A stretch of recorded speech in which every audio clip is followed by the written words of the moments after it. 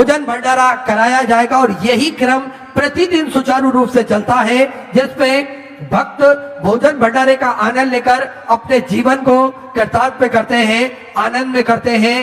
सुंदर आप सभी को ज्ञात है पूज्य गुरुदेव के सानिध्य में स्वास्थ्य संबंधित सेवाएं जो कि पूज्य गुरुदेव ने नियमित हम सभी को बताया है, हम सभी को समझाया है कि सभी स्वस्थ रहे, सभी मस्त रहे और अपने स्वास्थ्य का नियमित रूप से वो ध्यान देते रहे।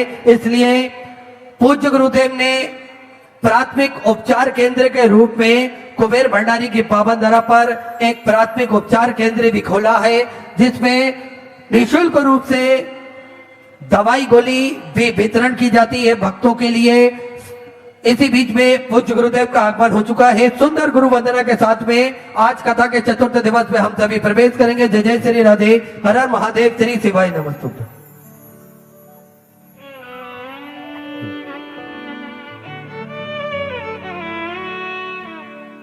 गुरु नमन करते हुए सुंदर आज कथा के हम सभी चतुर्थ दिवस में प्रवेश करेंगे। उससे पहले जिन भक्तों के नाम मंच से लिए जाएंगे वे अति शीघ्र मंच पर पधारे। मुख्य जजमान श्री देव कुमार जी जैन, श्रीमती नंदिनी जी जैन बड़े ही आदर और सम्मान से मंच पर पधारे। श्री हरक राम जी जैन, श्रीमती जानकी देवी जी जैन बड़े ही आदर और सम्मान से मंच पर पधारे।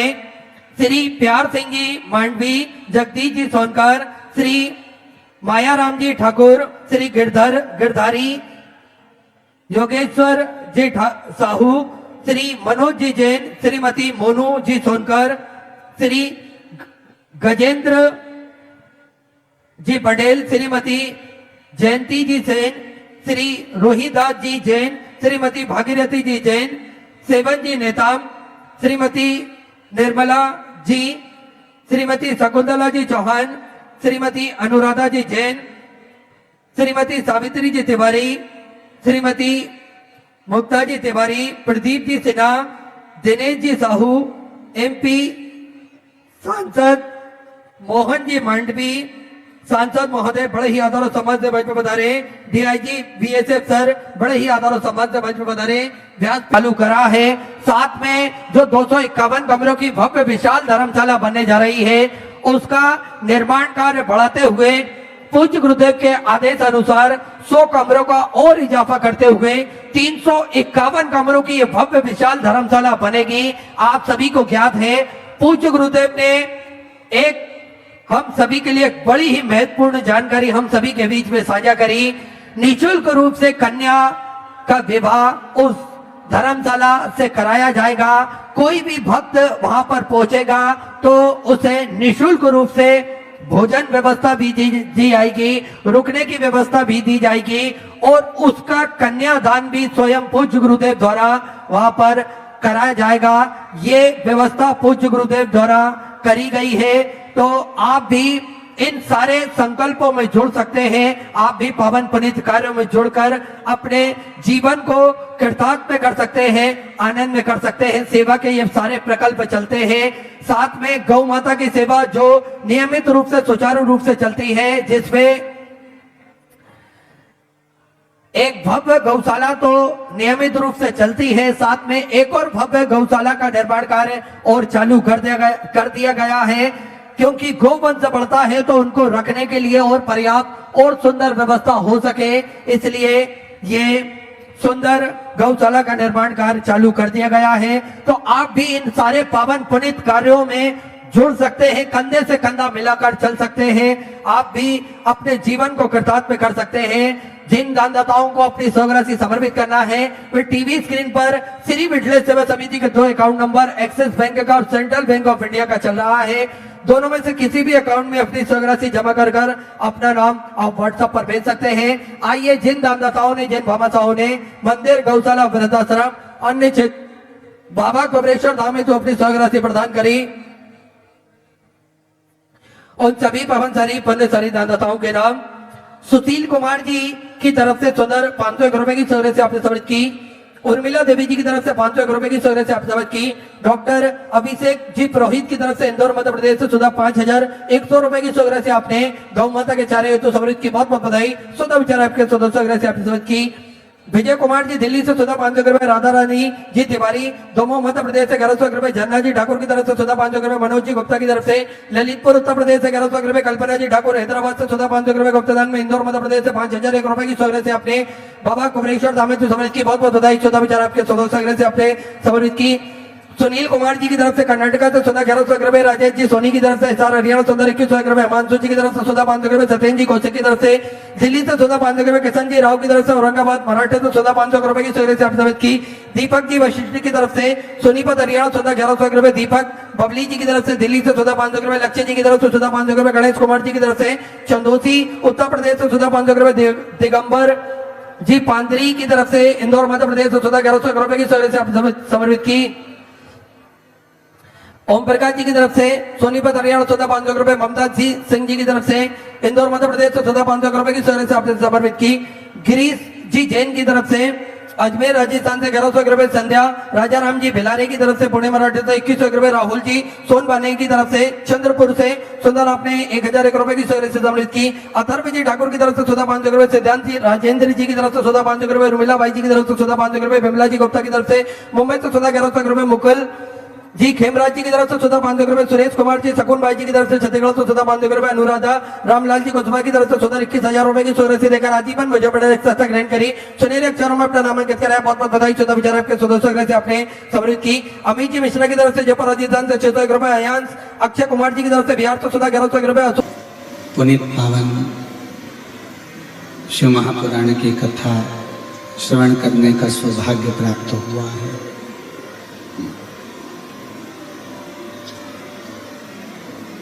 बस्तर क्षेत्र के इस पवित्र गांव कोकपुर में भगवान देवादिदेव महादेव की अनुपम कृपा से ये शिव महापुराण की कथा माघ महीने में चल रही है।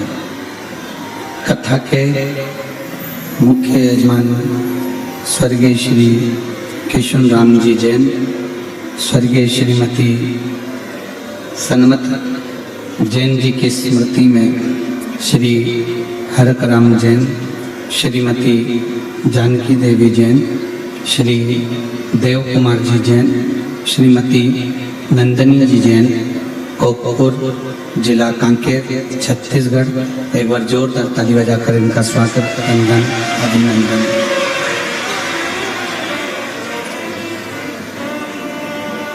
इस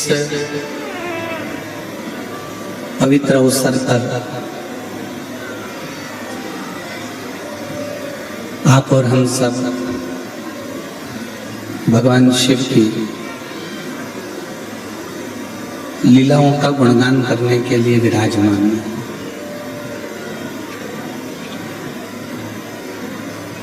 और शिव कथा कहती है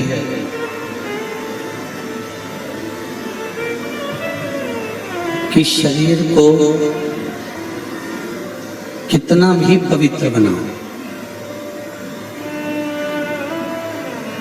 पर शरीर पूर्ण रूप से कभी पवित्र नहीं होगा। शरीर के अंदर थोड़ी न थोड़ी अपवित्रता रह ही जाती है।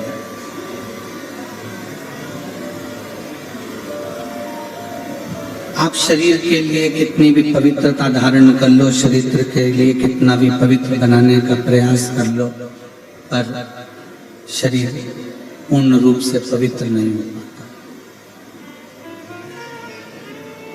शरीर में थोड़ी ना थोड़ी अपवित्रता रह जाती है। पर शिव महापुराण की कथा कहती है कि शरीर में भले थोड़ी ना थोड़ी अपवित्रता रह जाए, और शिव कथा कहती है कि मन एक ऐसा है जिसको यदि हमने एक बार पवित्र बना लिया तो इसमें अंश मात्र भी अपवित्रता नहीं रहती है, और पवित्र की पवित्र ही रहती है। उसमें एक अंश मात्र भी अपवित्रता नहीं रहती। शरीर पवित्र बनाने पर भी अपवित्र रह जाता है, पर मन एक बार यदि पवित्र बन गया, मन एक बार अगर पवित्रता के भाव में आ गया तो फिर ये अपवित्र नहीं हो सकता, फिर ये अपवित्र नहीं। पर हम क्या करते हैं, संसार का मनुष्य क्या करता है कि शरीर को पवित्र बनाने में दिन रात लगा रहता है। शरीर को पवित्र बनाने के लिए वो 24 घंटा लगा रहता है, पर मन को पवित्र बनाने के लिए उसके पास समय नहीं रहता। पर शिव कथा कहती है जिसने मन को पवित्र बना लिया, क्योंकि मेरा ओघड़दानी, मेरा शंकर, मेरा त्रिकालदर्शी, मेरा कैलाशी, मेरा अविनाशी, मेरा शिव शरीर की पवित्रता से कभी प्रकट नहीं होता।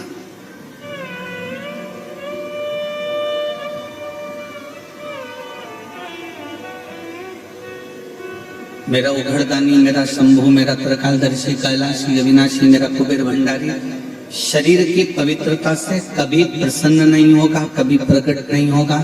शिव प्रकट भी होता है और प्रसन्न भी होता है तो मन की पवित्रता से होता है। वो कहते हैं ना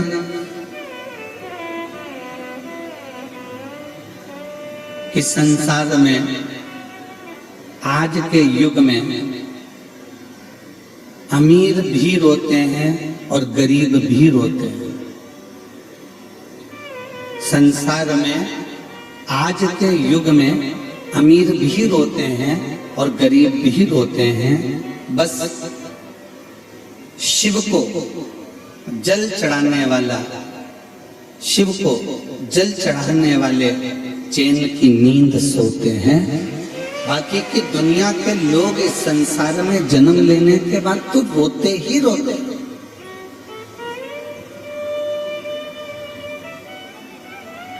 दुनिया के लोग जल चढ़ाने के, अगर शिव के शिवालय जा रहे हैं, शंकर के मंदिर जा रहे हैं, शंकर की चौखट जा रहे हैं, शंकर के मंदिर तक पहुंच रहे हैं, शिव के दरवाजे तक जा रहे हैं, शंकर का गुणगान कर रहे हैं, शंकर का भजन कर रहे हैं, तो हो सकता है कि जिंदगी में थोड़ा सा दुख कम हो जाए, थोड़ी तकलीफें कम हो जाए, थोड़ा कष्ट कम हो जाए। पर इस युग में, इस संसार में अमीर भी रोते हैं, गरीब भी रोते हैं। चैन की नींद वो सोते हैं जो शिव को एक लोटा जल चढ़ाते हैं, वो चैन की नींद सोते हैं।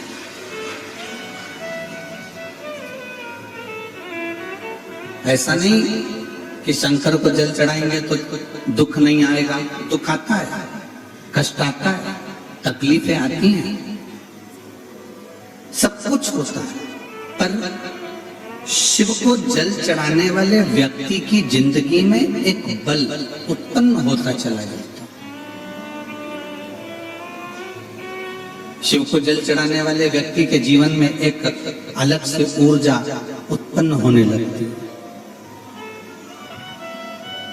शंकर भगवान की अविरल भक्ति करने वाले के हृदय में एक अविरल तेज उत्पन्न होने लगता है। शिव महापुराण की कथा कहती है, भगवान शंकर का चरित्र कहता है कि मानव की देह को पवित्र बनाओगे फिर भी उसमें कुछ न कुछ खोट, कुछ न कुछ अपवित्रता रह सकती है। पर मन को यदि एक बार तुमने पवित्र बना लिया, इस मन को तुम शंकर के दरवाजे तक लेकर चले गए, इस मन को शिव की चौखट तक लेकर चले गए, तो फिर ये मन कभी अपवित्र नहीं होगा, ये पवित्र की पवित्र ही बना रहेगा। इसमें अपवित्रता का भाव नहीं आएगा।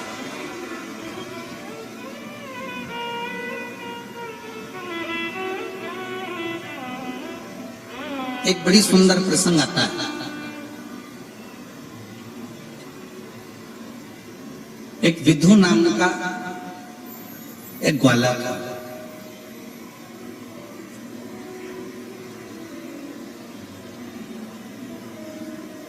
और वो विधु नाम का जो ग्वाला था सबकी गायों को लिखता और सबकी गायों को लेकर चराने के लिए जाता।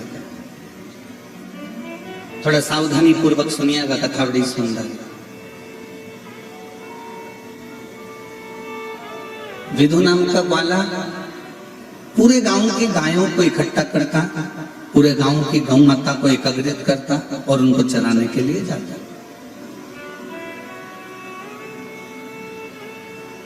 और जब चराने के लिए जाता गायों को, गौ चराने के लिए जब पहाड़ पर्वत पर जंगल में पहुंच जाता, जंगल में पहाड़ पर्वत पर पहुंचने के बाद वो एक जगह पर बैठ जाता और गाय उस जंगल में उस पर्वत पर चरती जाती।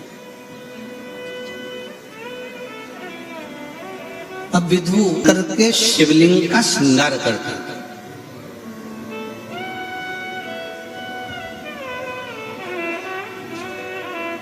आप में से कितने लोग हैं जो किसी मंदिर में जाकर शंकर जी का श्रृंगार करते हो? बहुत सारे बैठे हैं। बहुत बहुत नमन, आपको प्रणाम करता हूं, साधुवाद आपको। विधु का नियम था, फूल की पंखड़ी तोड़ता और उस पंखड़ी को तोड़कर शंकर के शिवलिंग का श्रृंगार करता।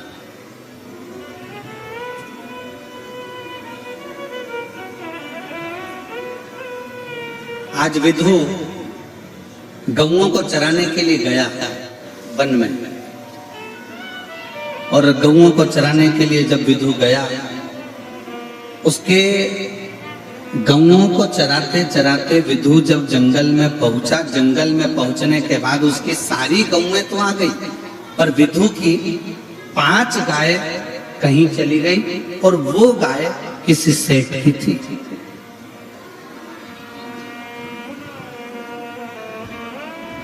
किसी सेठ की थी और बड़ी चिंता व्यापी।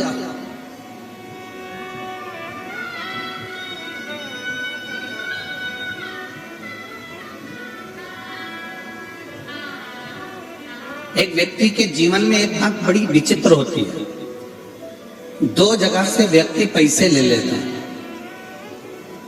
एक बहुत अमीर व्यक्ति से पैसे लेगा, करोड़पति व्यक्ति से पैसे लेगा, कोई सेठ जी से पैसे ले लेगा, कोई धनपति से पैसे ले लेगा, और एक पैसा लेगा वो अपने परिवार के किसी गरीब साधारण व्यक्ति से कि भैया मैं तुम्हें लौटा दूं।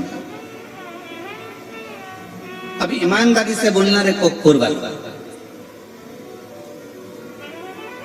जब उस व्यक्ति के पास में पैसा आएगा तो सबसे पहले वो सेठ जी का लौटाता है कि वो गरीबड़े का लौटाता है? जम के वो ईमानदारी से बोलना, सेठ जी का लौटाता है, क्योंकि रोज सेठ जी के गुंडे, रोज सेठ जी के पहलवान, रोज सेठ जी के कुछ ना कुछ कहने वाले उसके दरवाजे पर आते हैं, उसको डराते हैं, उसको धमकाते हैं, उसको बार बार डराने और धमकाने का प्रयास करते हैं। तो सबसे पहले वो पैसा किसका लौटाता है? जम के बोलो जरा, सेठ। और वो जो गरीब है, वो सब साधारण है, वो इंतजार करता रहता है, मेरा पैसा मेरे सेठ जी देंगे। सेठ जी कब दोगे? बस तेरा पैसा कोई खाके थोड़ी ना बग रहा हूं, दूंगा, आ जान दे दूंगा। भैया कब दोगे? आ जान दे दूंगा। क्योंकि उसमें नम्रता, उसमें विनम्रता। आप मेरा पैसा कब दोगे? मैं दूंगा। वो क्रोध नहीं कर रहा है, वो चिड़चिड़ नहीं कर रहा है, वो गुस्सा नहीं कर रहा है, वो अपशब्द नहीं कर रहा है। दूंगा, मैं दूंगा, आएगा दे दूंगा, आएगा दे दूंगा। पर सबसे पहले पैसा लौटाया तो उसने सेठ जी का लौटाया। उसी तरह विधु के मन में ये बात आई कि सबकी गौ माता आ गई, केवल एक सेठ ऐसा है जिसकी 5 गाय रह गई हैं, और वो 5 गाय अगर सेठ जी की लेकर नहीं गया तो फिर तो मेरे प्राण चले जाए। अगर मैं उन 5 गायों को लेकर नहीं पहुंचा, मैं उन 5 गायों को लेकर नहीं जाता हूं तो सेठ जी तो मुझे मार डालेंगे। अब करूं तो करूं क्या? और विधु का एक नियम था, शिव जी के मंदिर में रोज जाना, रोज प्रणाम करना, रोज भगवान की भक्ति करना, रोज श्रृंगार करना, रोज जल चढ़ाना, चंदन लगाना, रोज भगवान की अविरल भक्ति में डूबे रहना, विधु का नियम था। अब जब तक गाय मिले नहीं तब तक विधु गांव में जाए। अब विधु ने करा क्या, एक ग्वाला और था साथ में, जितनी गांव की गाय थी विधु ने सारी गायों को उस ग्वाले के साथ गांव में भेज दिया। पर विधु 5 गाय को ढूंढने में लग गया। विधु को 1 दिन पूरा लग गया, 2 दिन पूरे लग गए, 3 दिन पूरे लग गए, 4 दिन पूरे लग गए, पर विधु गायों को ढूंढता रहा। अब विधु के मन में ये खलबली हो कि मैं भगवान शंकर का श्रृंगार कैसे करूं, मैं शंकर भगवान की भक्ति कैसे करूं, मैं शिव जी को जल कैसे चढ़ाऊं, मैं शंकर जी को बेलपत्र कैसे चढ़ाऊं, मैं शंकर जी का गुणगान कैसे करूं, मैं शंकर जी को चंदन कैसे लगाऊं। अब विधु के मन में ये भाव उत्पन्न होने लगा कि करूं तो करूं क्या। बैठ गया विधु, 5 गाय को ढूंढता, नहीं मिलती। रोज सवेरे विधु मौन होकर बैठ जाता और मौन होकर बैठा भगवान शंकर की भक्ति में लग गया। हृदय से, मन से भगवान को जल चढ़ाने लगा, मन से भगवान को बेलपत्र चढ़ाने लगा, मन से भीतर के भाव से मन की पूजन करने लगा, मानसिक पूजन करने लगा और शंकर भगवान को जल चढ़ाता, बेलपत्र चढ़ाता, चंदन लगाता। फिर मन में आया मैंने फूल तोड़े हैं, फूल की पंखड़ी में शंकर जी का श्रृंगार कर रहा हूं। गया सिंह आया, घने जंगल में शेर आया और जब घने जंगल में शेर आया, सिंह आया, विधु के पास में, विधु के नजदीक में, विधु के करीब में शेर निकल के जा रहा है और विधु को मालूम ही नहीं कि शेर उसके सामने खड़ा है। शेर उसके सामने खड़ा ही विधु को नहीं मालूम।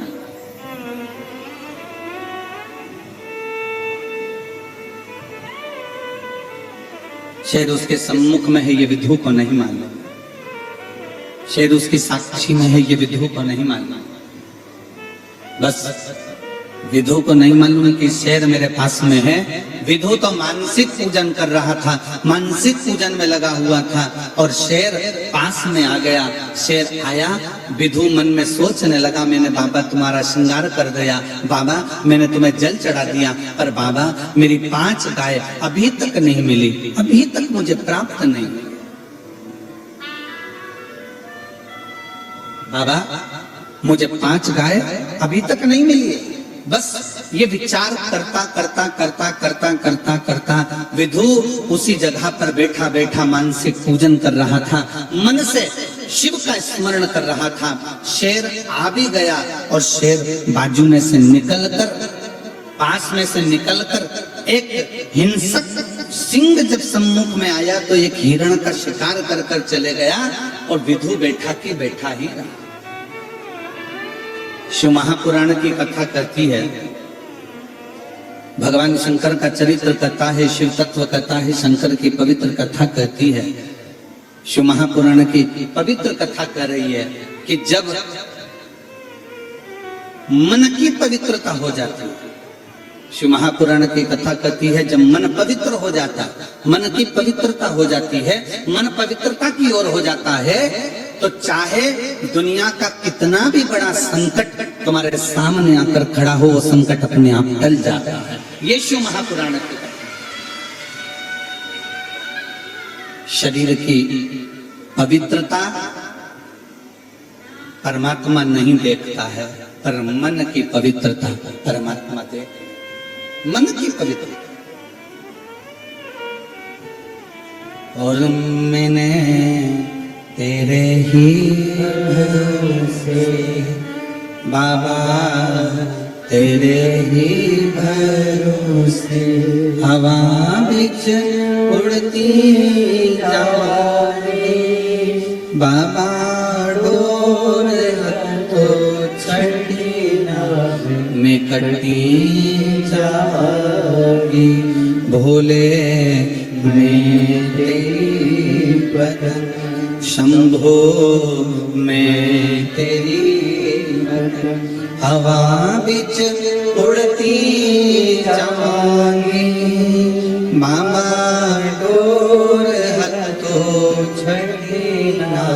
में कटी जाओ। शिव पुराण कहती है, भगवान शंकर का चरित्र कहता है कि अपने मन की पवित्रता को बढ़ाइए, अपने मन की पवित्रता को श्रेष्ठ बनाने का प्रयास करिए, मन की पवित्रता को मूल बनाने का प्रयास करिए। शरीर की पवित्रता से परमात्मा नहीं रिश्ता, पर मन की पवित्रता से परमात्मा रीझ जाता है। मूल है मन की पवित्रता।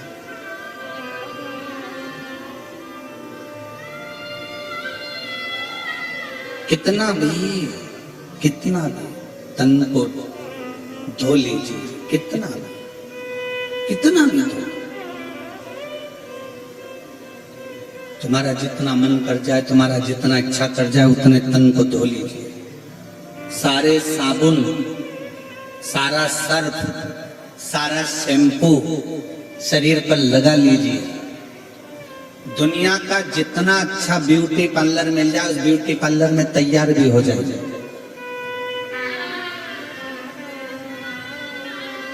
दुनिया के जितने अच्छे कपड़े मिल जाएं, उन कपड़ों को पहन भी लीजिए।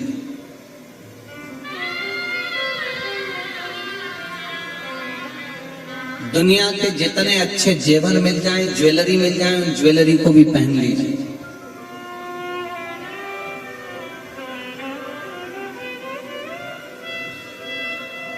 और ईमानदारी से बोलो,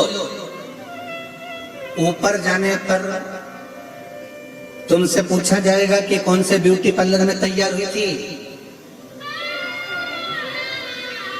कांकेर में, गोरखपुर में, भिलाई में, दुर्ग में, रायपुर में, सीहोर में, भोपाल में, कौन से ब्यूटी पार्लर में तैयार हुई थी? ऊपर नहीं पूछा जाएगा। ऊपर ये भी नहीं पूछा जाएगा कि तुम्हारे पास में कौन कौन सी ज्वेलरी है, कौन कौन से आभूषण है, कौन कौन से जेवर तुम्हारे पास में है। ऊपर ये भी नहीं पूछा जाएगा तुम कितने अच्छे कपड़े पहने हो, कौन सी क्वालिटी के पहने हो, कौन सी ब्रांड के पहने हो, ये भी ऊपर नहीं पूछा जाएगा। पर शिव महापुराण की कथा कहती है, ऊपर ये भी नहीं पूछा जाएगा कि तू कितना रोया और कितना हंसा। ऊपर ये भी नहीं पूछा जाएगा कि तूने कितना कितना धन कमाया और कितना धन गमाया। पर ऊपर ये जरूर पूछा जाएगा कि मैंने तुझे मनुष्य का शरीर दिया था, तूने पृथ्वी पर जाकर कौन सा अच्छा कर्म करा जिसके बल पर तू परमात्मा के दरवाजे पर खड़ा हो गया। ये जरूर पूछा।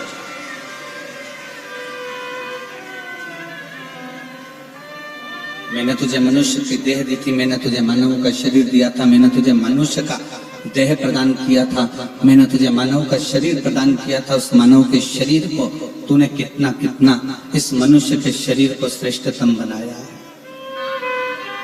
इस मानव के शरीर को तूने कितना कितना श्रेष्ठतम बनाया है। ये पूछा था।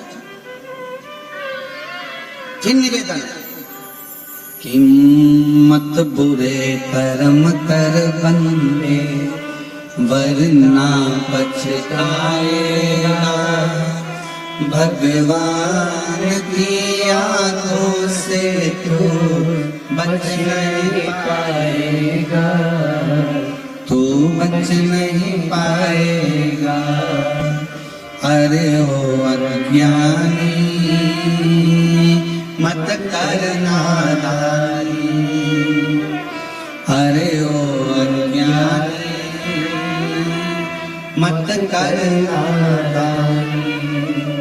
तेरे कर्म का फल भी तो ही पाएगा, जैसा किया तूने तेरे आगे आएगा। मत बुरे कर्म कर बंदे, वरना पछताएगा। भगवान की आँखों से तू बच नहीं पाएगा, तू बच नहीं पाएगा। वो परमात्मा पूछेगा, तुमने कितना कमाया ये परमात्मा नहीं पूछेगा, तुमने कितना गंवाया ये परमात्मा नहीं पूछेगा, तुम्हारे पास में क्या है ये परमात्मा नहीं पूछेगा, तुम्हारे पास में कितनी सुंदर काया है ये परमात्मा नहीं पूछेगा, तुम्हारे पास कितना वस्त्र है, आभूषण है, ये परमात्मा नहीं पूछेगा, तुम्हारे पास में कितनी प्रॉपर्टी है ये परमात्मा नहीं पूछेगा। परमात्मा पूछेगा तो केवल इतना पूछेगा कि संसार सागर में जाने के बाद तुमने कर्म क्या करा।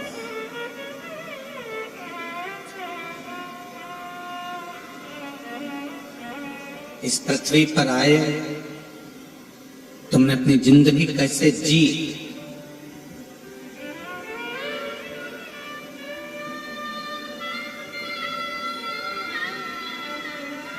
पूछेगा।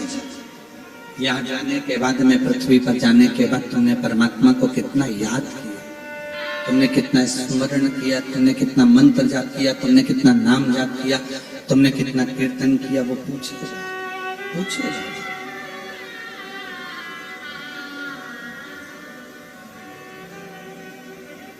शिव महापुराण की कथा कहती है,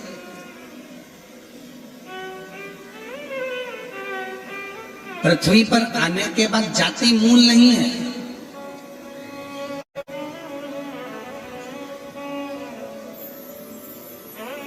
ये जातियों में विभाजन तो आज की राजनीति ने कर दिया।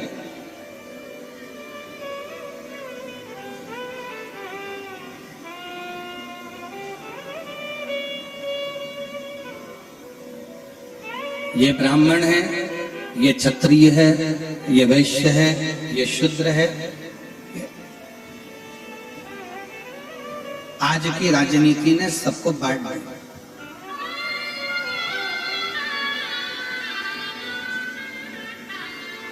जाति मूल नहीं है, हालात मूल नहीं है, और रूप मूल नहीं है।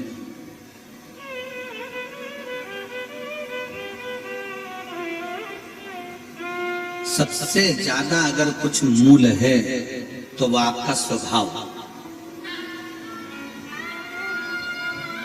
कोई बहुत बड़ा अच्छी जात में जन्म भी ले ले और बहुत अच्छी जात में जन्म लेने के बाद भी वो दिन रात गालियां देवे, अपशब्द कहवे, तो फिर वो उसका कोई मूलता नहीं। जाति मूल नहीं है, आपका स्वभाव मूल है। अगर जाति मूल होती तो मेरे भगवान राम केवट के साथ नाव पार ना करते। शिव महापुराण की कथा कहती है, हालात मूल नहीं है। अगर हालात मूल होते तो मेरे भगवान कृष्ण सुदामा के चरण नहीं धोते। शिव महापुराण की कथा कहती है, रूप मूल नहीं है। अगर रूप मूल होता तो मेरी जगत जननी माता पार्वती भगवान शंकर से विवाह नहीं करती। मृत्यु लोक में, संसार सागर में, इस मृत्यु लोक में, इस संसार सागर में जाति मूल नहीं, तुम्हारा हालात मूल नहीं, संसार सागर में तुम्हारी रूप, तुम्हारी सुंदरता मूल नहीं। इस संसार सागर में सबसे ज्यादा मूल है आपका स्वभाव। अगर आपका स्वभाव अच्छा है तो आप दुनिया में सबसे श्रेष्ठ हैं। आपका स्वभाव।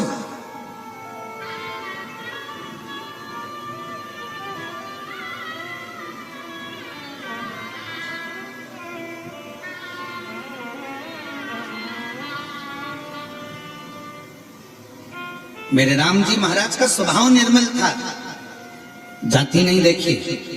केवट था, भिलनी थी, शबरी थी, नहीं देखा गया। मेरे राम जी ने प्रेम से, हृदय से सबको गले लगाया। और ये दंडकारण्य बन के आप सब निवासी हो, मैं आप सबके पावन चरणों को प्रणाम करता हूं कि राम जी की इस पवित्र धरा के आप वासी। ये बस्तर क्षेत्र दंडकारण्य वन के अंतर्गत आता है, मेरे राम जी के वन के अंतर्गत आता है। जरा विचार करिएगा। दुनिया के लोग कहते हैं कि राम जी वन इसलिए गए थे क्योंकि उनने रावण को मारना था। रावण को मारने के लिए राम जी को अयोध्या नहीं छोड़ना पड़ता। मेरे राम जी अयोध्या से बाण चलाते और रावण मर जाता। पर मेरे राम जी 14 वर्ष तक वन में इसलिए घूमे हैं क्योंकि आप जैसे सीधे साधे भोले भाले भक्त जिस जंगल में रहते हैं उनको मिलना मेरे राम जी को जरूरी है।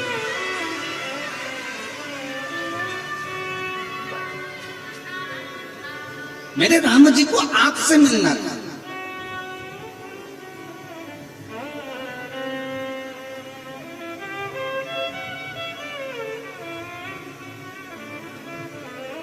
मेरे राम जी रावण के लिए जंगल में नहीं आए।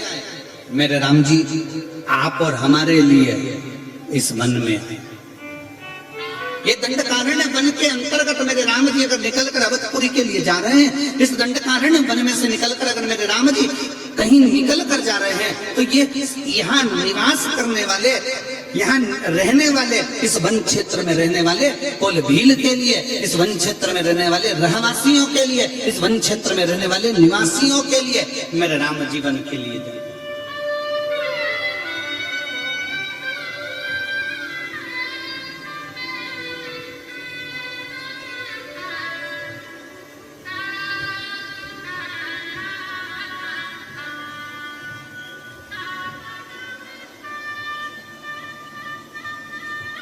शायद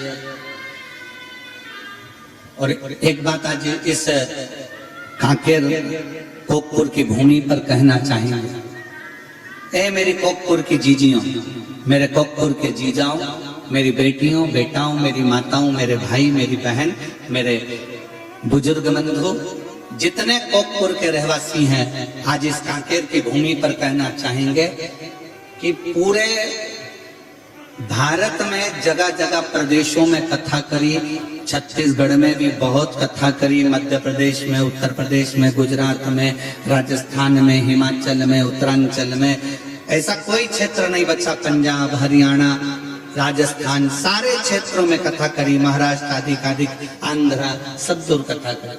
छत्तीसगढ़ में भी कई बार कथा करने आए, ऐसा नहीं कि छत्तीसगढ़ में कथा करने वाले। पर एक बात कहना चाहेंगे, जितनी सरलता, जितनी सहजता और जितनी निर्मलता इस कांकेर और कोकपुर में देखने को मिली, वैसी छत्तीसगढ़ में कहीं देखते हैं।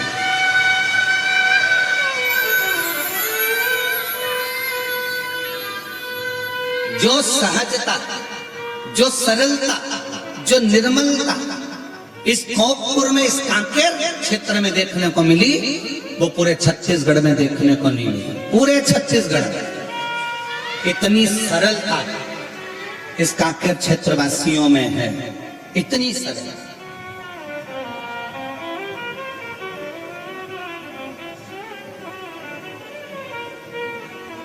इतनी नम्रता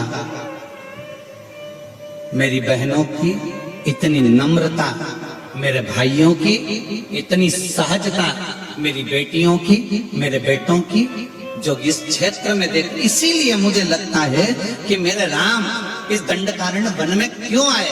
आज समझ में आया कि मेरे राम आपसे मिलने के लिए आए होंगे, आपकी सरलता के, आपकी सहजता के, आपकी नम्रता के कारण, आपकी मिठासता के कारण।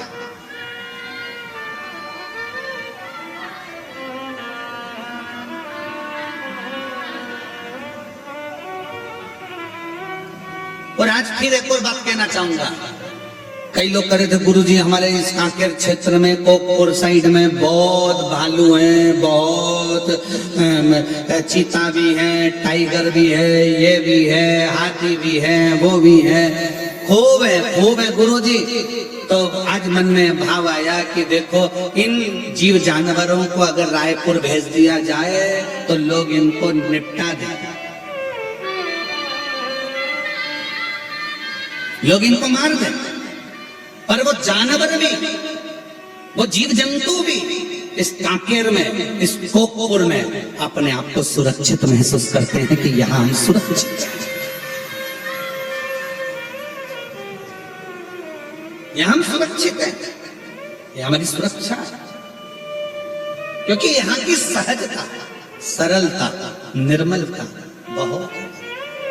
और मुझे लगता है कि ये जो जंगल में रहने वाले भीलवासी हैं या आदिवासी हैं या अन्य हैं, मैं कहता हूं आप जिस शंकर भगवान की बूढ़ा महादेव की पूजन करते हो ना, आप जो बूढ़ा महादेव को मानते हो ना, आप बूढ़ा देव को मानते हो ना, ये बूढ़ा देव कोई दूसरा नहीं, मेरा शंकर, मेरा महादेव है। उसी महादेव की कृपा पूरे भील आदिवासियों पर, पूरे वन क्षेत्र के निवासियों पर बूढ़ा देव की कृपा है, पूरे क्षेत्र को। ये शिव की उदाहरण, ये शंकर की। शंकर को क्या चाहिए, शिव क्या मांगते हैं, शिव क्या पाना चाहते हैं तुमसे, शिव क्या लेना चाहते हैं तुमसे? केवल जाति मूल नहीं, हालात मूल नहीं, रूप मूल नहीं, मूल है तुम्हारा स्वभाव। सबसे मूल है आपका स्वभाव।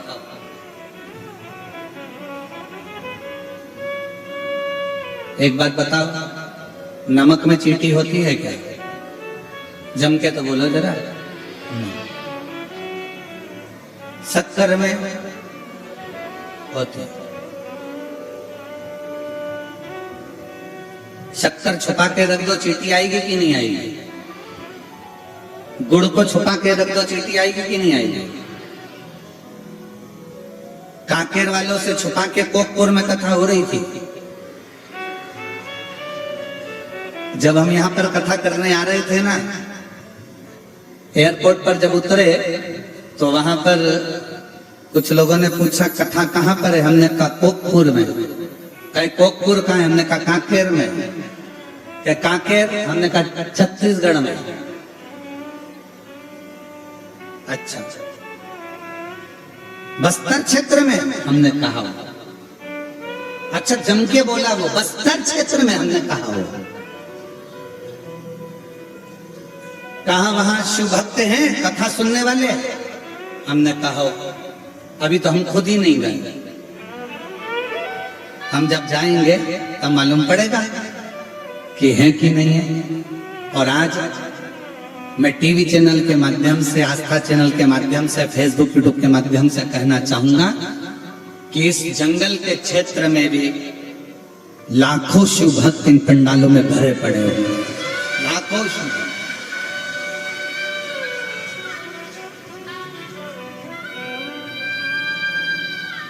उनको ढूंढते हुए पहुंच ही जाए, पहुंच जाते। शक्कर को छुपा के रख दो, चींटी वहां पहुंचेगी जरूर। मिठाई को छुपा के रख दो, चींटी वहां पहुंचेगी जरूर। उसी तरह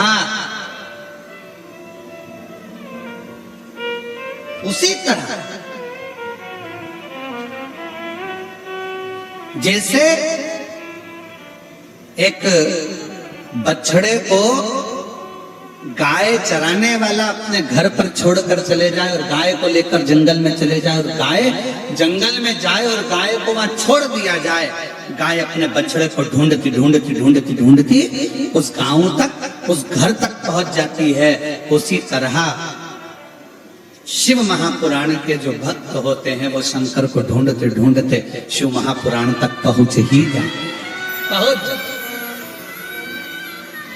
अब जरा विचार करिएगा, आप शंकर भगवान को ढूंढते ढूंढते कोकपुर तक आए हो, तो भोलेनाथ भी तो तुम्हें ढूंढते ढूंढते कांकेर तक आएंगे। ये है कहाँ? कांगई, बिमलाबाई, कमलाबाई, राम किसान, भानु प्रताप कहाँ है?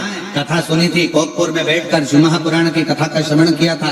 जैन साहब कथा कराए, सारे शिव भक्तों ने श्रवण करा।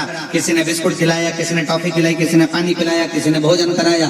सब ने एक एक अन्न का दाना भी लाकर दान दिया है, कहीं ना कहीं मुख झूठा कराया है। मेरा शंकर भी ढूंढते ढूंढते तुम्हारे दरवाजे पर लक्ष्मी को लेकर पहुंच जाएगा, पार्वती को लेकर पहुंच जाएगा। बोल बम का नारा है, इतना धीमा बोलोगे तो कल्याण तुम्हारा है। जम के जरा बोल बम का नारा है, सारी समस्या का हल। कोई लेट बनता है, कोई जल्दी बनता है, शंकर को जल चढ़ाने वाला एक दिन से जरूर बनता। शिव तत्व को जाना, शंकर को। सामूहिक बैठकर भगवान का भजन किया करो, सामूहिक बैठकर।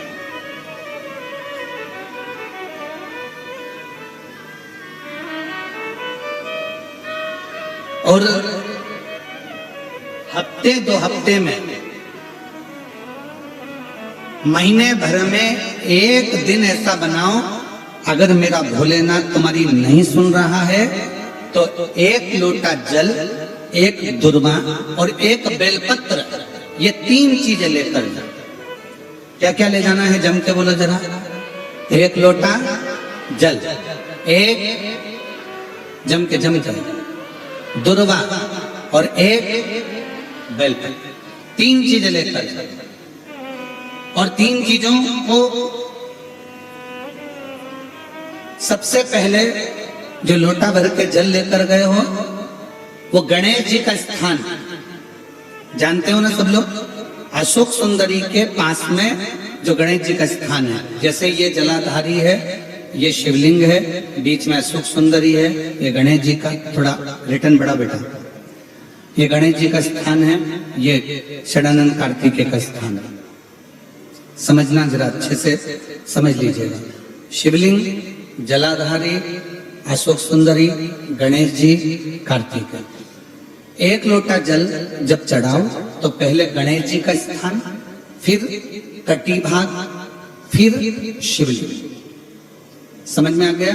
गणेश जी का स्थान, कटी भाग, जलाधारी, फिर शिवलिंग। दुर्वा गणेश जी के स्थान पर समर्पित कर दो और बेलपत्री अशोक सुंदरी वाली जगह पर समर्पित कर दो। ये 3 चीजें अगर आप 2 हफ्ते में, 1 महीने में अगर एक बार भी अगर करते हो तो देवादिदेव महादेव आपकी मन की कामना पूर्ण जरूर करते हैं, निश्चित। उसका एक पत्र इसका आया है, बड़ा सुंदर है, देखिए।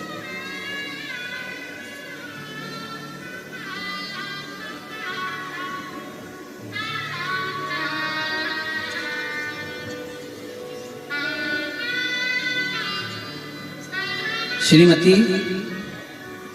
पूर्णिमा देवी देवांगन, श्रीमती पूर्णिमा देवी देवांगन,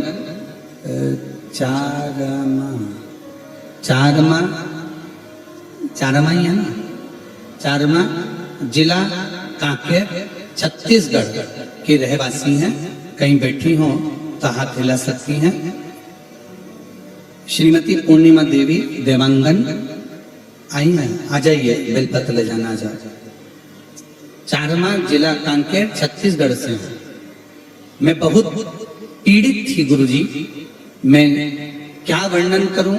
2022, 2023, 2024 मुझे ऐसी बीमारी हो गई कि मैं बहुत डर गई।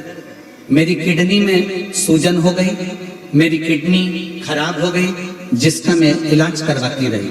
रायपुर, धमतरी, बहुत इधर उधर भटकती रही, पर डॉक्टरों ने मुझे डायलिसिस पर डाला। डॉक्टरों ने कह दिया कि डायलिसिस करना पड़ेगा। अब मेरी किडनी काम नहीं कर रही है, दोनों किडनियों ने काम करना बंद कर दिया। डॉक्टर मुझे डायलिसिस के लिए बोल दिया। मैं घबरा गया। किसी के कहने पर मैंने पहली बार शिव महापुराण की कथा सुनी। गुरुदेव, मैं आप पर भी भरोसा नहीं करती थी और शंकर पे भी भरोसा नहीं करती थी, क्योंकि मुझे विश्वास नहीं था गुरुजी पर। किसी के कहने पर पहली बार मैंने टीवी चालू करी और आस्था चैनल पर आपकी शिव महापुराण की कथा सुनी। मुझे मालूम नहीं था कि शंकर भगवान का 1 लोटा जल इतनी कृपा करता है। शिव जी पे जल चढ़ाती, उस जल को लेकर आकर पी लेते। गुरुजी, किसी के कहने पर मैंने सीहोर का रुद्राक्ष लेने भेजा और वहां से रुद्राक्ष मंगवाकर तांबे के कलश में गलाकर उसको शिव जी पे चढ़ाकर पानी पीने लगी। पूरा विश्वास मुझे मेरे शंकर जी पर हो गया कि मेरी किडनी काम करेगी, क्योंकि आप कथा में चिल्ला चिल्ला कर कहते हो कि बाबा पर एक लोटा जल चढ़ा कर देखो, बाबा तुम्हारा हाथ पकड़ेगा और तुम्हें पार जरूर लगाएगा। और वही मैंने पाया। दूसरी बार मैं रायपुर में जांच कराने के लिए गई और जांच कराने पर मुझे पता चला कि मेरी किडनी ने काम करना चालू कर दिया और मेरा डायलिसिस नहीं होगा। अब मेरी दोनों किडनियां काम कर रही है और मैं पूर्ण तरह से स्वस्थ हूँ। मैं बाबा को यहाँ प्रणाम करने के लिए आई हूँ। श्रीमती पूर्णिमा देवी देवांगन, चारमा, जिला कांकेर, छत्तीसगढ़ की रहवासी हैं। एक बार जोरदार ताली बजाकर। शिव तत्व किसको कहते हैं? शंकर की कथा किसको कहते हैं? शिव की उपासना किसको कहते हैं? शिव आराधना किसको कहते हैं? आप जब भगवान शंकर से अपने मन का भाव कहेंगे, जब शिव जी को अपने मन के भाव व्यक्त करेंगे, तो ये निश्चित है कि शिव उसको स्वीकार जरूर करेगा, शंकर सुनेगा जब। एक पत्र और है,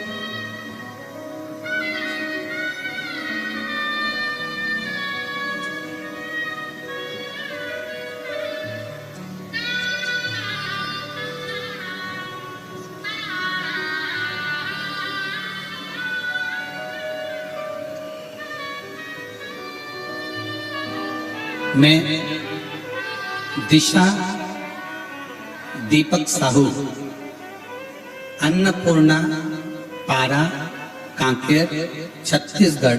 मोबाइल नंबर ये है। कहीं बैठे हो? दिशा दीपक साहू आप ही हैं? एक बार दोनों हाथ वापिस हिला दीजिए। श्री शिवाय नमस्ते। आ जाइए, एक बेलपत्र ले जाइए। मैं दिशा दीपक साहू, अन्नपूर्णा, पारा, कांकेर, छत्तीसगढ़। मेरा मोबाइल नंबर ये है। महाराज जी, शिव महापुराण के बारे में क्या लिखूं? जितना भी लिखूं कम है। जितना दिया बाबा मुझको उतनी मेरी औकात नहीं है। महाराज जी, हम लोग पहली बार शिव महापुराण कथा 14-15 साल पहले टीवी के माध्यम से नांदेड़ महाराष्ट्र से जो आपकी कथा आई थी उसको सुनी थी। 14 साल पहले आपने जो नांदेड़ में कथा करी थी उसको श्रवण किया। पशुपतिनाथ का व्रत, शिव महापुराण कथा स्थल और एक लोटा जल की महिमा का वर्णन मैं कह नहीं सकती। सियोर वाले महाराज जी की कथा में लाखों भक्तों की भीड़ होती है। इस डर से हम लोग कभी कथा के पंडाल तक नहीं गए थे। क्यों? क्योंकि आपकी कथा में भीड़ इतनी होती है कि जाने का मन भी करता है, पर भीड़ को देखकर नहीं जा सकता। फिर एक दिन शिव भक्त रेणु हेमंत जी के घर आकर बताए कि कथा पंडाल में जाकर सच्चे मन से जो मांगो वो पूरा होता है। कथा के पंडाल में अगर पहुंच गए और जो तुमने मांगा वो तुम्हें मिलेगा। हमने भी विचार करा कि अब तो कितनी भी भीड़ हो, पर एक बार कथा के पंडाल में जरूर जाएंगे। हम कथा सुनने कुरुद पंडाल में गए, शिव भगवान से विनती करी। हमने हमारे सुपुत्र आयुष को जेईई की कठिन परीक्षा की पहली प्रयास में मन चाहा ब्रांच नहीं मिला। हमने बाबा से प्रार्थना करी, बाबा इसको जेईई की परीक्षा में उत्तीर्ण करना और इसका मन चाहा इसको जॉब मिले। बाबा की कृपा से मेरे बेटे से मैंने कहा कि तो हिम्मत मत हार, कड़ी मेहनत कर। सियोर वाला गुरु जी कहता है कि 4 गुना मेहनत करो, सफलता अवश्य मिलेगी। मेरे बेटे ने 12-13 घंटे पढ़ाई करी और बाबा की कृपा से आज मेरा बेटा जेईई में राष्ट्रीय औद्योगिक प्रस्थान बीटेक आईईटी ब्रांच में चयनित हो गया। मैं बाबा को यहाँ पर प्रणाम करने के लिए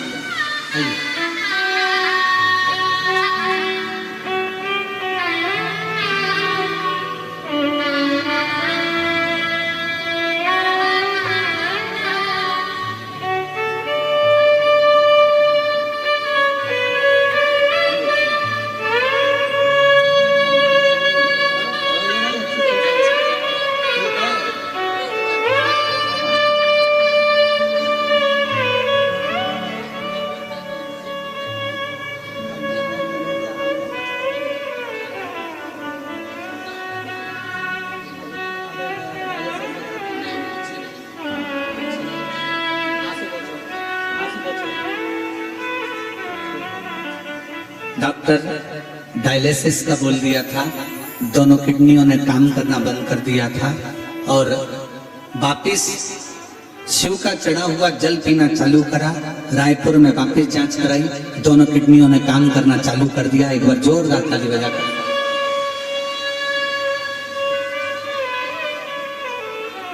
शिव कथा, शिव महापुराण की कथा कहती है आपका विश्वास सबसे मूल है, सबसे ज्यादा मूल है आपका भरोसा, आपका विश्वास, आपकी दृढ़ता।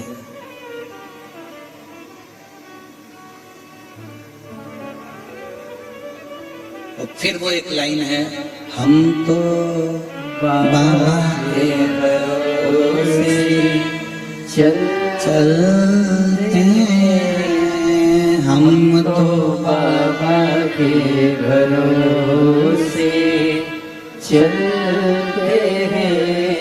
ये दुनिया वाले जलते हैं, ये दुनिया वाले जलते हैं, हम तो बाबा के भरोसे चलते हैं। डोले बाबा के भरोसे चलते हैं। एक बार जोरदार ताली बजाकर बधाई दीजिएगा। राष्ट्रीय औद्योगिक संस्थान बीटेक आईटी ब्रांच में बेटा चयनित हुआ है, बहुत बहुत बधाई। एक बार जोरदार ताली बजाइए। साधु हिम्मत ना, शिव महापुराण की कथा कहती है कि अपना विश्वास, अपनी दृढ़ता पूर्ण रखिए, पूर्ण। जब आपका भरोसा, आपका विश्वास पूर्ण होगा तो शिव मिलेगा, शंकर मिलता। वो बहन जो आंख से आंसू बहा रही, वो कहती है कि डॉक्टर ने कह दिया था कि किडनी या तो ट्रांसप्लांट करो या डायलिसिस करो, पर शिव का करा गया भरोसा कभी टूटता नहीं, कभी नहीं।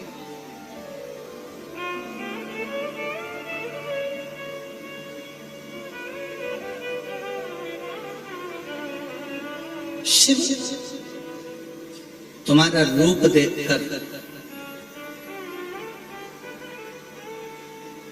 शिव तुम्हारा हालात देखकर, शिव तुम्हारी जाति देखकर कभी तुमसे नहीं रिश्ता।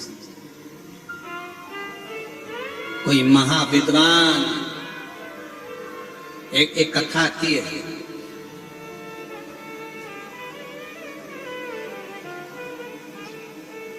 विश्वास। शिव महापुराण में एक कथा आती है, वर्णन किया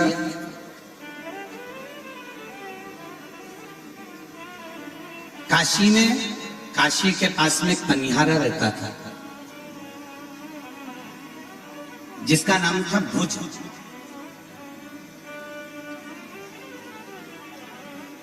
पनिहारा का मतलब मालूम है ना आपको? जम के बोलो जरा, पनिहारा का मतलब मालूम है? पनिहारा का मतलब है कि कंधे पर डंडा बांधता, दो पानी के डब्बे कावड़ जैसा बांधता और सबके घर घर का पानी भरता। अब इधर छत्तीसगढ़ में उसको क्या कहते हैं हमको नहीं मालूम।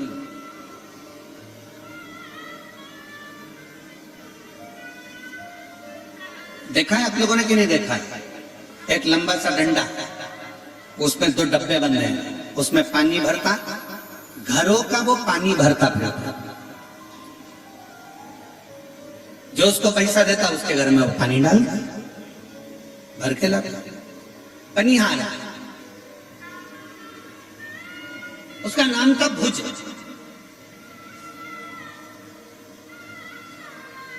तीन बेटे एक बेटी थी। बड़ा सहज सरल, बच्चे छोटे छोटे थे, परिवार का भरण पोषण करता, परिवार को संभालता। सवेरे से लेकर रात तक मेहनत करता, 24 घंटे मेहनत करने में लगा रहता, 12-12, 18-18 घंटे मेहनत करता, तब जाकर एक समय का भोजन लेकर आता।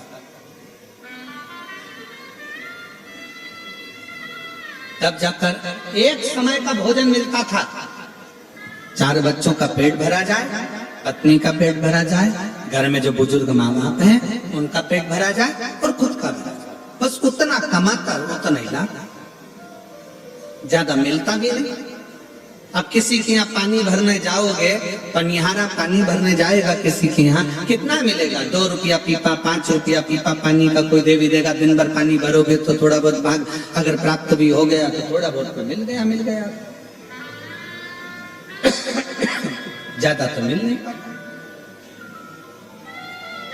अब पनिहारा पानी भरता, सबके यहाँ से पानी ले लेकर उसको भर के आता, जो मिल जाता थोड़ा बहुत पैसे से अपने घर का गुजारा कर लेता, थोड़ा बहुत घर का गुजारा करता और सवेरे से कमाता, शाम को जाकर थोड़ा बहुत भोजन इकट्ठा कर अपने परिवार में पाता।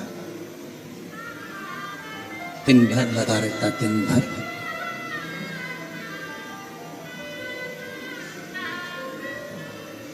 भुज को मालूम पड़ा कि उसके गांव के लोग काशी जा रहे। गांव के लोग काशी जा रहे, थोड़ा बढ़ाओ भाई। उसके गांव के लोग काशी जा रहे, भुज को मालूम पड़ा। विचार करा कि मैं आज तक काशी नहीं गया। भले मेरे नजदीक में काशी है पर मैं नहीं गया क्योंकि मेरे पास में इतना धन ही नहीं है कि मैं जा सकता।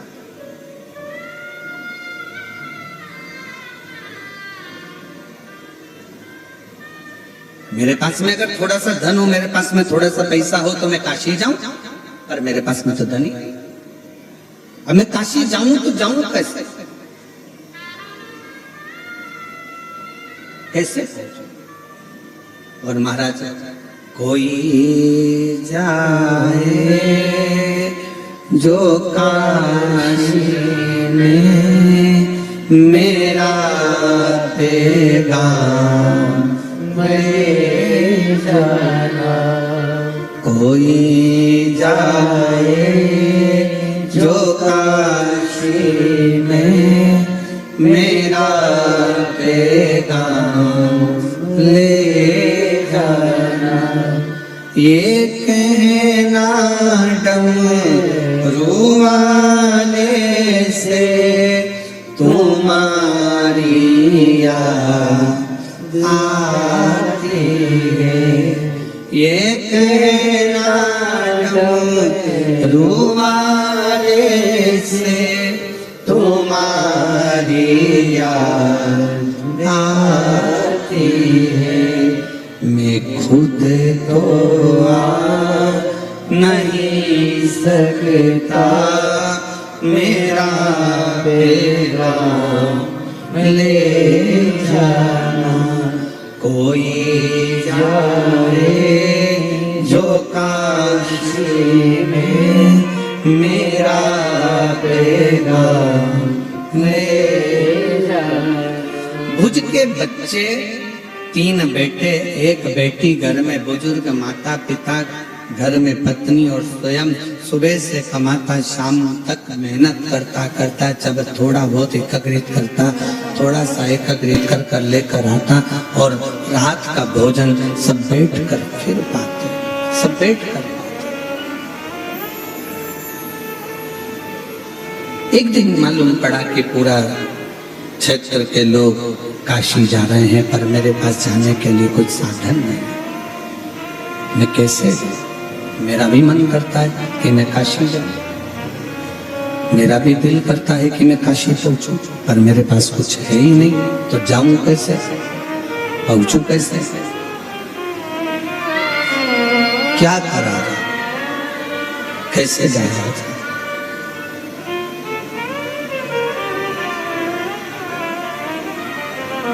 गांव के लोगों ने कहा एक काम करो भुज, हम अपने पैसे से, अपने खर्चे से हम तुमको काशी लेकर चल जाए। पर मेरे जो बच्चे हैं, 4 माता पिता हैं, पत्नी है, क्या खाएंगे? दिन भर कमाता हूँ, रात्रि के समय पर थोड़ा सा धन लाता हूँ और वो धन लाकर अन्न खरीद कर अपने बच्चों का, पत्नी का, परिवार का भरण पोषण करता हूं।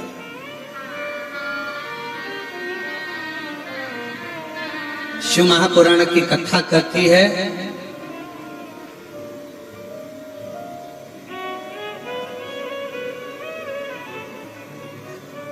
आप कथा में जाकर कथा की जगह संभालो, तुम्हारा घर भोलेनाथ संभाले,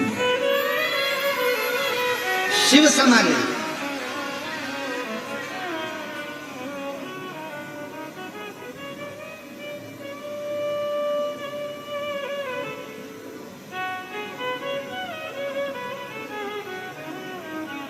किसके भरोसे आए हो आप? जम के बोलो जरा। जैन साहब के? जम के बोलो। नहीं। सियोर वाले महाराज के? नहीं। दोस्त के? रिश्तेदार के? नहीं। आप उस शंकर के भरोसे, शिव के भरोसे। किसको मालूम था कि तुम टीआई बन जाओगे, थानेदार बन जाओगे, कलेक्टर बन जाओगे, एसपी बन जाओगे, मंत्री बन जाओगे, संतरी बन जाओगे, कलंतरी बन जाओगे, सांसद बन जाओगे, विधायक बन जाओगे, सरपंच बन जाओगे? तुम्हें किसको मालूम था कि टीचर बन जाओगे, कि तुमको घर मिलेगा, कि परिवार मिलेगा, कि कुटुंब मिलेगा, कि कबीला मिलेगा? किसको मालूम था? माँ के गर्भ से जब आपका और हमारा जन्म हुआ, किसी को नहीं मालूम था कि आप आगे करोगे क्या। किसी को नहीं मालूम था कि क्या होगा, पर उस परमात्मा ने जब पैदा करा तो उसने पैदा करते समय तुम्हारे ललाट पर लिख दिया। क्या लिखा? भविष्य, भाग्य तुम्हारा विधाता ने लिखकर भेजा। भाग्य लिखकर भेजा। उस भाग्य में नीचे एक लाइन और लिख दी कि भाग्य बदलने की जवाबदारी तेरी